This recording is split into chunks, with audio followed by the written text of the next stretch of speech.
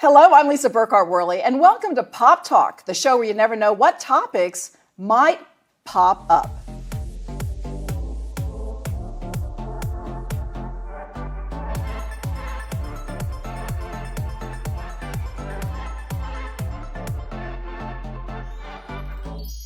You know, I used to think when I got to heaven, I would ask God, first question, what about the dinosaurs? You know, I've always wondered how in the world the dinosaurs could fit on the ark with Noah, and what happened to them, and were they here? Were they one of the animals that God created in the beginning?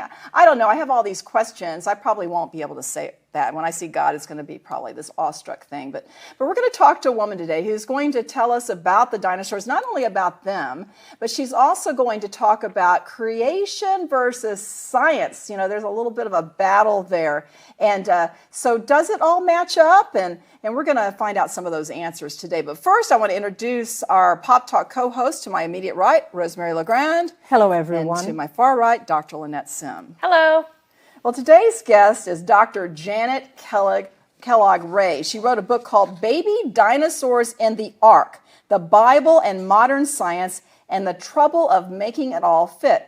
Her husband, I wasn't going to say this, but I am. Her husband happens to be my dermatologist. And I told him about the show, and he said, you should interview my wife. And I said, well, what does she do? And then he told me about this book, and I said, yes!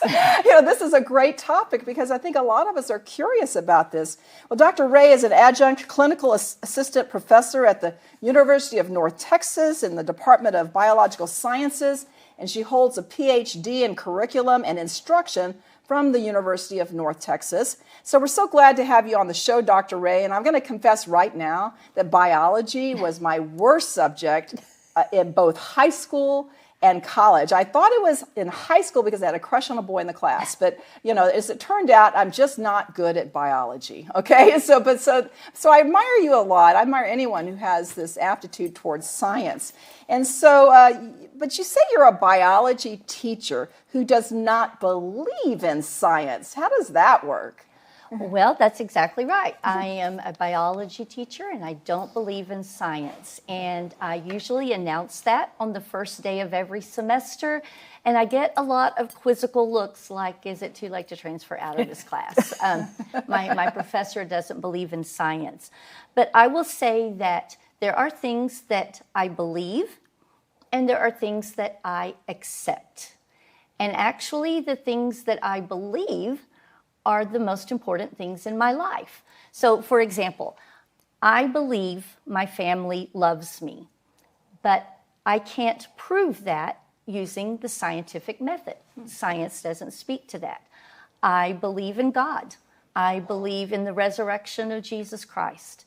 But again, I can't prove those things of faith using the scientific method.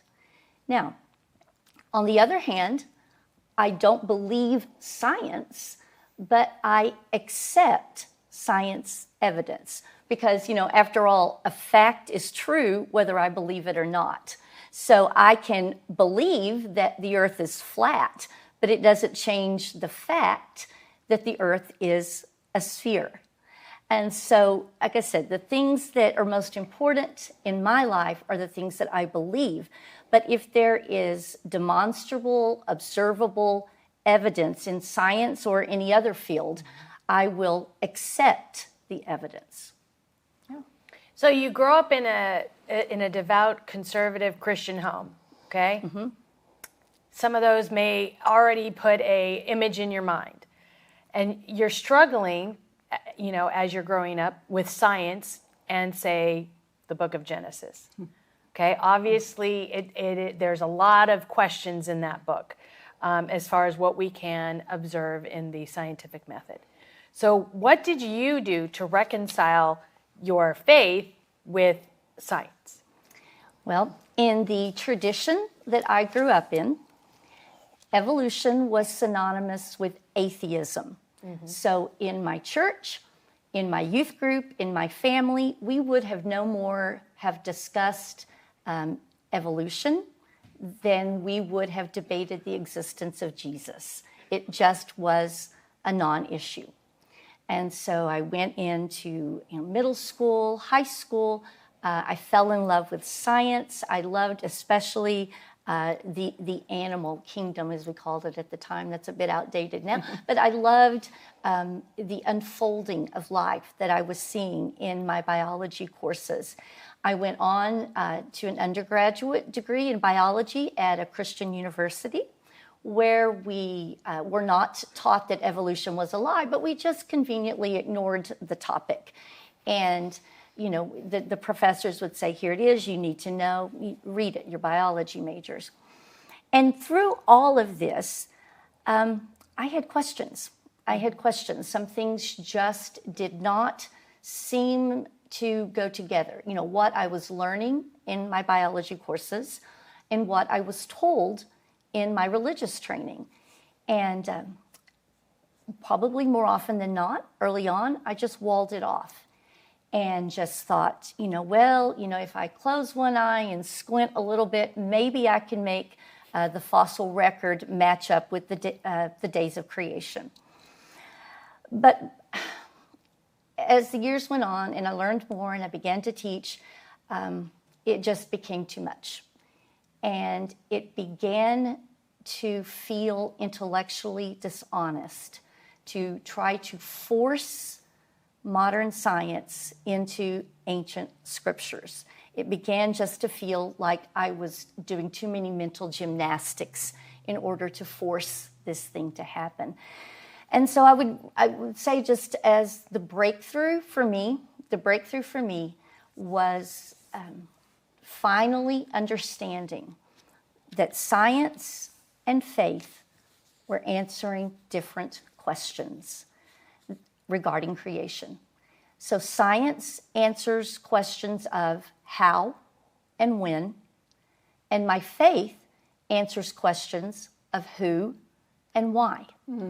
And those questions can never be answered by science.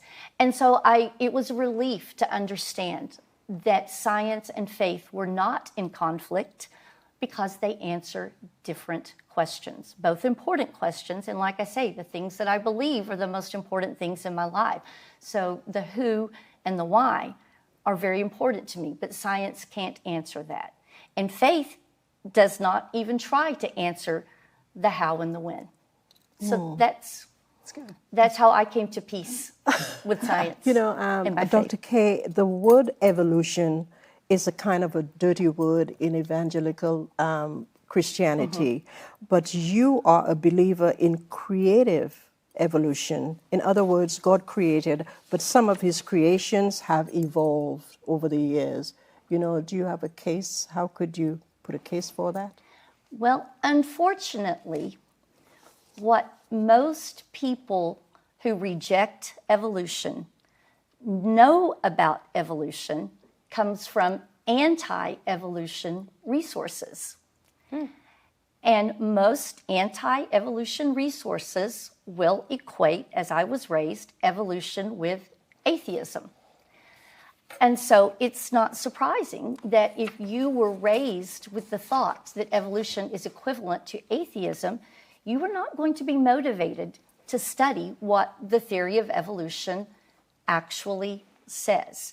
And so, unfortunately, there is a lot of misconceptions on the part of people of faith regarding what evolution actually is and is not. And so, for example, just first off, I would say evolution is not equivalent to atheism. And I tell my students this, even though I'm at a state university, I tell them that whenever we talk about the topic on the first day, I say evolution says absolutely nothing about God or religion or faith or any other worldview, for that matter. The actual theory of evolution says nothing about any of those things. So if you've ever heard that it's equivalent to atheism, that's just not true. And I would also say there is a misunderstanding among people of faith that evolution is just one choice of explanations among many, or it can be discounted because you hear this a lot. Evolution is just a theory. But that is a misunderstanding of the way a scientist uses the term theory. It's not like my theory confessed that the Dallas Cowboys are going to win it all this year. That's probably just a hopeful guess, but it has nothing to do with the way a scientist would use the word theory. When a scientist uses the word theory, they're talking about something about which they are quite sure.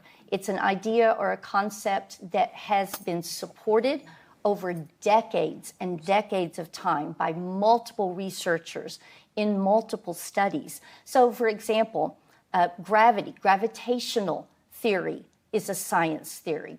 Germ theory is a science theory. And there is no one who would say, I'm going to jump out of an airplane without a parachute because, after all, gravitational theory is just a theory. Yeah, right. And you're not, test another way down. If you go to my husband, that'll be the last theory they test. Exactly. Indeed. I wouldn't jump out of an airplane with or without. But, and if you go to my husband for surgery and he walks in and says, I'm really running late today, it's okay that I didn't wash my hands or sterilize my instruments because, after all, germ theory is just a theory. You would not be comfortable with that. Well, biologists are just as confident about evolution theory.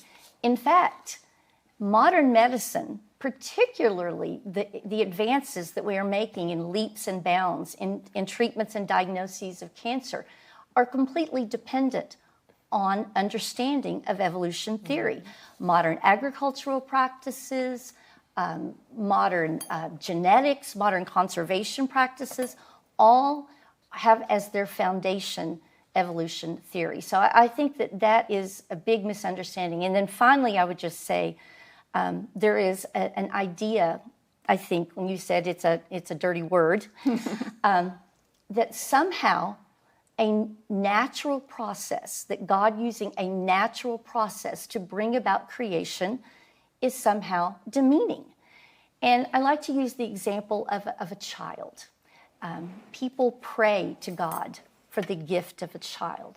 Sometimes when children come into a family, we say it's a miracle, and we pray and we thank God for that miracle, and we thank God for that gift, knowing full well that gift, that miracle, was the product of a 9-month natural embryologic process that brought about that child. It doesn't demean the gift of the child that the child came about by a natural process.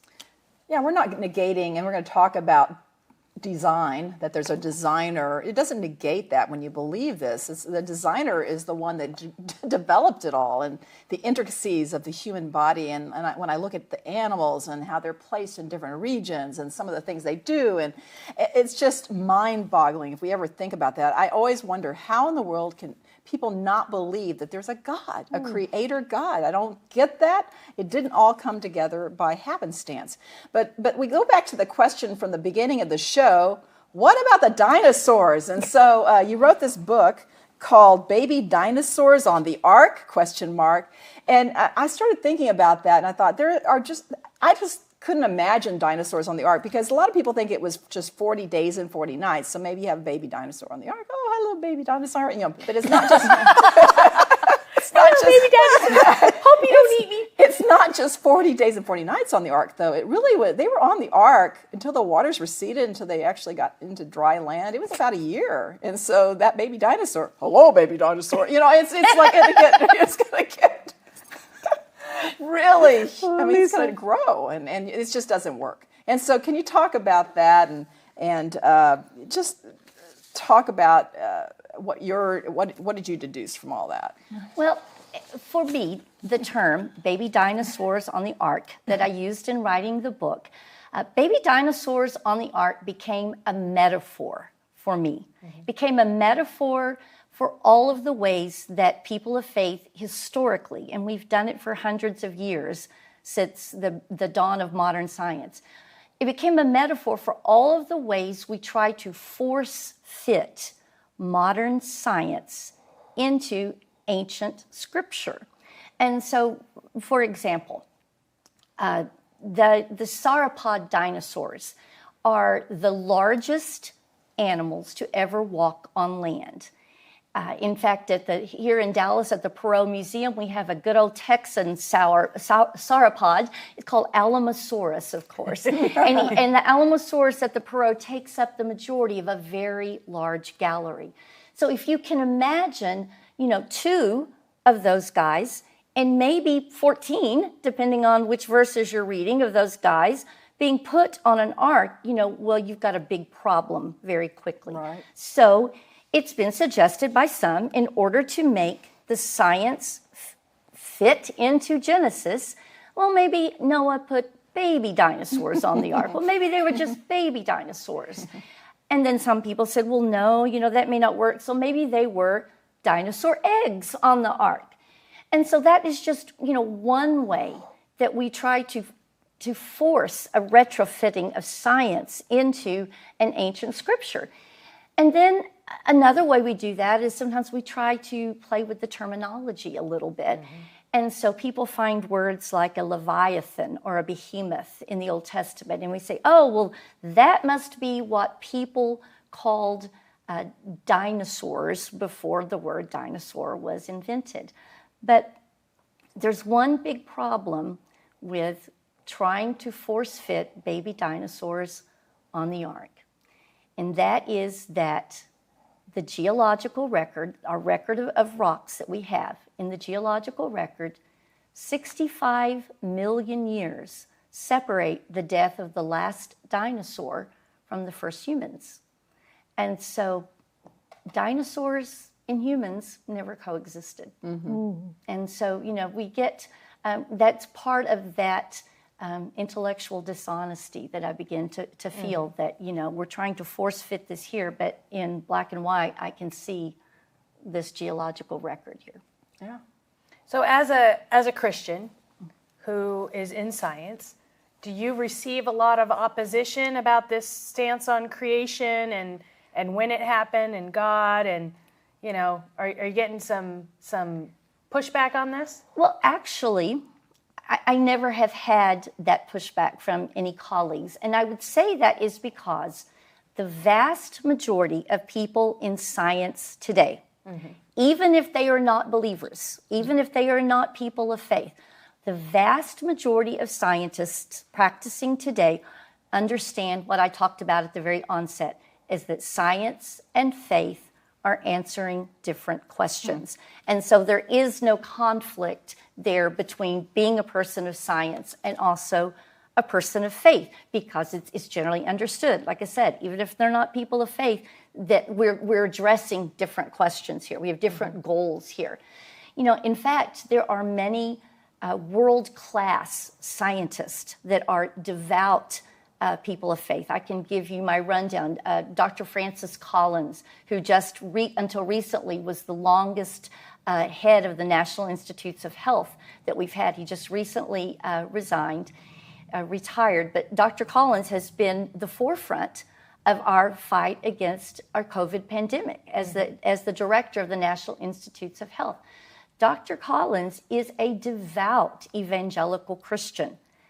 He is also a world-class geneticist. In fact, his research and his leadership of the Human Genome Project give us some of the very best evidence that we have for evolution. But Dr. Collins sees no conflict in his faith and in his work. Now, I will say this. There are some very, very loud voices with loud microphones on opposite ends of the spectrum who will say that there is a conflict. In fact, Dr. Collins has been a source of criticism from both of these really loud voices that I'm thinking of. On the one hand, you have a man that says, Dr. Collins, how do you call yourself a Christian and accept evolution? And the guy on the other end says, Dr. Collins, how do you call yourself a world-class geneticist and say that you believe in God? Fortunately, these two voices are outliers. Most people practicing in sciences understand that science and faith are answering two different questions. Marvelous. Marvelous. Do you know, according to the Bible, the world is about 6,000 years old, but science says it's maybe millions of years old. Did science got that wrong? Well, good question. Actually, the Bible doesn't give a date for creation at all. That 6,000-year date does not come from Scripture. It is kind of a derivative that some people have gotten from some of the genealogies in the Bible, that some people have arrived at a very young age for the earth and the universe. But what science can tell us is that the earth and the universe are very, very, very ancient. The earth is almost 5 billion with a B years old, and the universe is almost 14 billion years old. And we came to that number through multiple types of technological tests. Not just one. There's not just one technology that we use to arrive at those very, very ancient numbers. But interestingly, every process that we use to date, to measure the age of the earth and to measure the age of the universe, all converge at the same point, and that is that the earth and the universe are very, very ancient. And I won't go into all the technical stuff because some of that is I can understand it, but I can't necessarily explain it. But some of these technical, chemical, physical processes that we use to determine the age of the earth and the age of the universe are also used in modern nuclear medicine, for example. They're used in the oil and gas industry. They're used in astrophysics. They're used in aviation safety. And so, we have to ask ourselves, can this science be valid when it's keeping us safe in an airplane or helping us find our oil and gas, but the exact same science is invalid when it tells us the earth and the universe are billions of years old? It's the exact same science. It's not, and we don't even have to go to highly technical stuff. I mean, we can look at tree rings, and we have trees with 10,000 years worth of growth. We have lake cores that we can dig out of old lakes, and we have lake cores that show 80,000 years of sediment.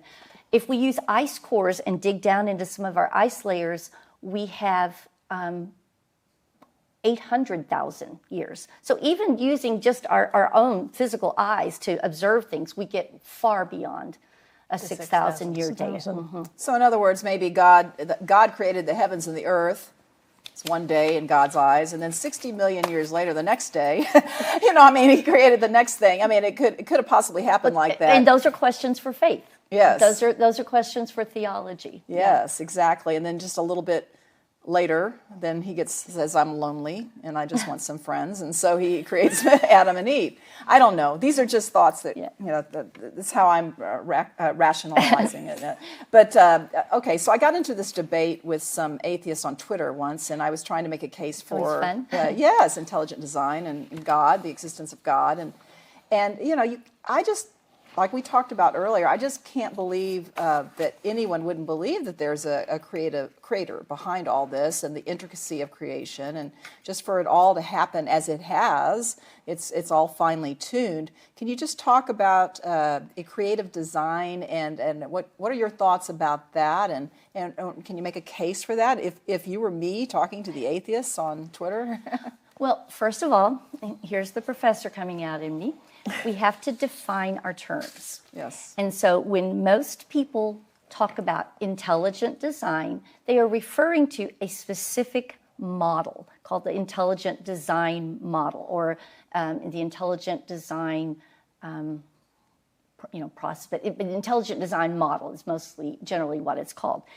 And the intelligent design model, as such, actually was born out of a United States Supreme Court case in which the Supreme Court ruled that creationism could not be taught as science in the public school classroom.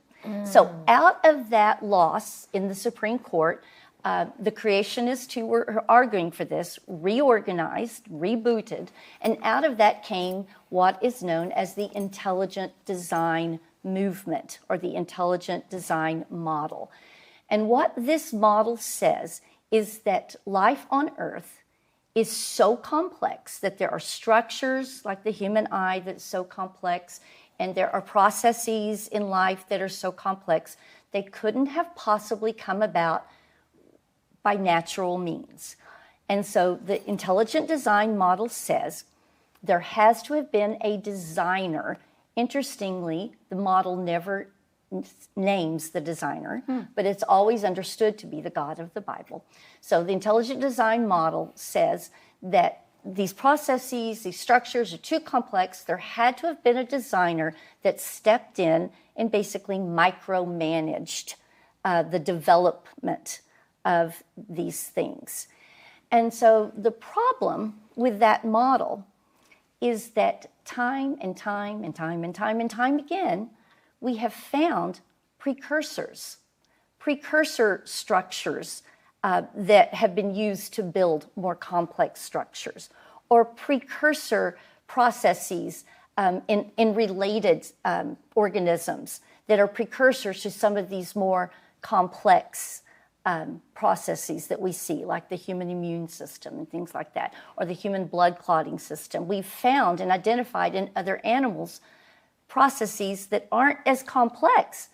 They still are functional nonetheless. And so the problem that I see with saying that, we don't understand all these processes, they're so complex, it had to have been God micromanaging this and putting it all together, because if you just take one piece out, then the whole thing falls apart. But the problem with that arises when we do discover the answer. We do discover the missing piece of the process, or the missing piece of the structure.